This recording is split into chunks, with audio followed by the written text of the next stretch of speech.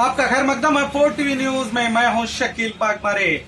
Bijapur corona update के साथ आज पूरे कर्नाटक में शाम की बुलेटिन के मुताबिक 55 नए मामले सामने आए। अगर सुबह की बुलेटिन की बात करेंगे तो सुबह 54 मामले सामने आए थे। अब एक नया मामला और सामने आया, यानी कि 55 मामले सामने आ चुके हैं आज की रिपोर्ट के मुताबिक। और पूरे कर्नाटक में 1147 अब तक पॉजिटिव लोग मौजूद हैं और इनमें 509 लोग डिस्चार्ज हो चुके हैं और 600 लोग अभी एक्टिव पेशेंट हैं। और जैसे कि 55 आज नए मामले सामने आए हैं। और इसी तरह अगर बात बीजापुर की करेंगे तो आज सुबह बीजापुर में एक पॉजिटिव मामला सामने आया था, जो पेशेंट नंबर 1122 है, जिसका संपर्क पेशेंट नंबर 557 से है। और टोटल बीजापुर से अब तक जो सैंपल भेजे गए थे वो 2741 लोगों के भेजे गए थे और इनमें से नेगेटिव रिपोर्ट आई है वो 2608 लोगों की। और जो पॉजिटिव हैं इस वक्त बीजापुर में 54 लोग पॉजिटिव हैं, जिनमें 3 लोगों की डेथ हो चुकी है और 37 लोग डिस्चार्ज हो चुके हैं। और एक्टिव पॉजिटिव केस अब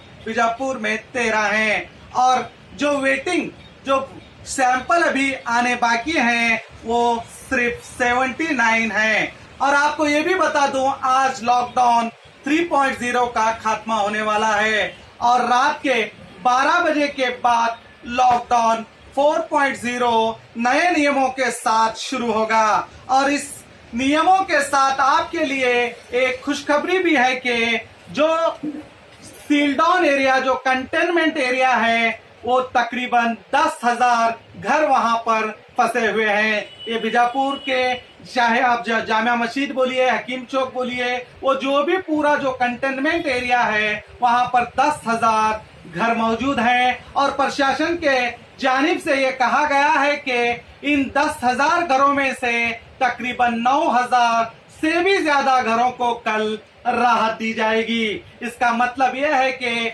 जो सील डाउन किए गए हैं, जो बैरिकेड लगाकर आपको सील डाउन किया गया है, वो कल आपके लिए एक अच्छी राहत की खबर है। तकरीबन 9,500 से भी ज्यादा लोगों के घर हैं। उन घरों के सामने, जो रास्तों के सामने जो बैरिकेड लगाए गए हैं, वो कल हटा लिए जाएंगे। ये प्रशासन का कहना है और ये बहुत अच्छी खबर है उन कंटेनमेंट एरिया में जो कई दिनों से फंसे हुए हैं। और मैं आपको ये भी बता दूं, जो नए मामले इस वक्त आए हैं और उन लोगों को 28 दिन तक अगर वहां कोई मामला सामने नहीं आता तो उन लोगों को भी राहत दी जाएगी। मगर इस वक्त तकरीबन 100 मीटर तक उन इलाके को सील डाउन किया जाएगा। तो ये थी अब तक की खबर। तो देखते रहिए आपका अपना 4 टीवी न्यूज।